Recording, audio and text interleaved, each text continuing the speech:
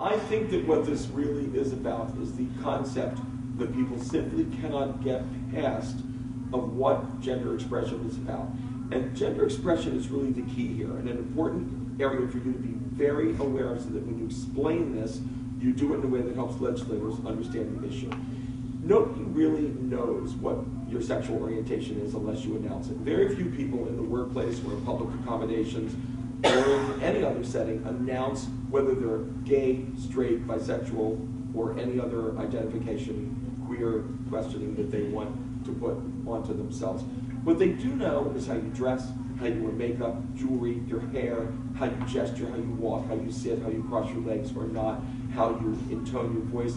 All those things are clues as to whether or not you present as masculine enough if you're a man for people who are making these assessments, or feminine enough if you're a woman.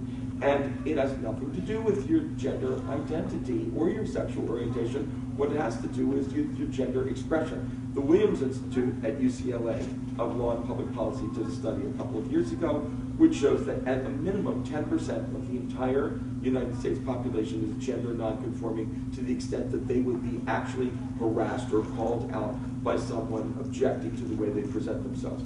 So there are more straight people than all the LGBT people put together who are presenting in gender nonconforming ways. This legislation actually protects heterosexual people as much as it protects LGBT people, and it's really important for you to explain this to elected officials because they're convinced that this is only about some very tiny group of people who don't matter, that they're willing to throw away because they don't look, act, or express themselves in a way that makes them comfortable. But the bottom line is there's a large spectrum of the way that people express themselves, and people also go through changes in their life. People could start out looking, very preppy and end up looking like they were from Haight-Ashbury in the 1970s. So you just don't control how people express themselves, and it shouldn't be part of law that tells you that you can't express yourself in any way that you want. And the other issue that's associated with this, it's important for you to know about, because you get this pushback from elected officials, is dress codes. There's already United States Supreme Court law that allows for dress codes in the workplace. It's just that you have to enforce them consistently. For example, you can't say white women can dress one way and black women have to dress another way. Or white women can wear their hair one way and black women have to wear their hair in another way. You can't do that. What you can say is every woman has to wear a dress or a suit. Every person has to have their jewelry out in the workplace. And you can say things like that, but it has to be consistent across the board.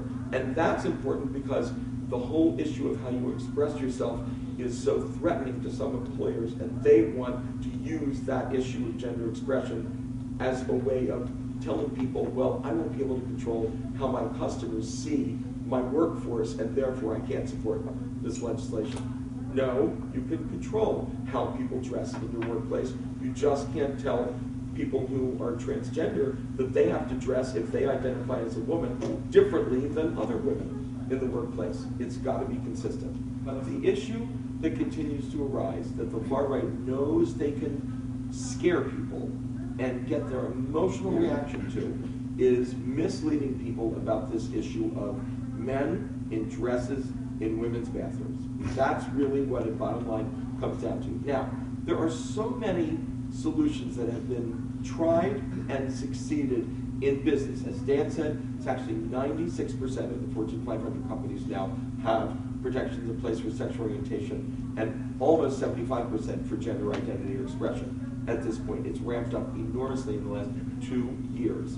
So there's a lot of understanding and awareness at the corporate level that, in fact, you can provide unisex bathrooms. Or even when you can't provide a unisex bathroom that locks, that's a single stall bathroom, there are stalls in all bathrooms. And nobody should have any concern about what somebody's doing inside the privacy of a stall. If you are worried about that, you are the one who has the problem, and you're the one who needs to have a case filed against them, as opposed to the person who's using the bathroom.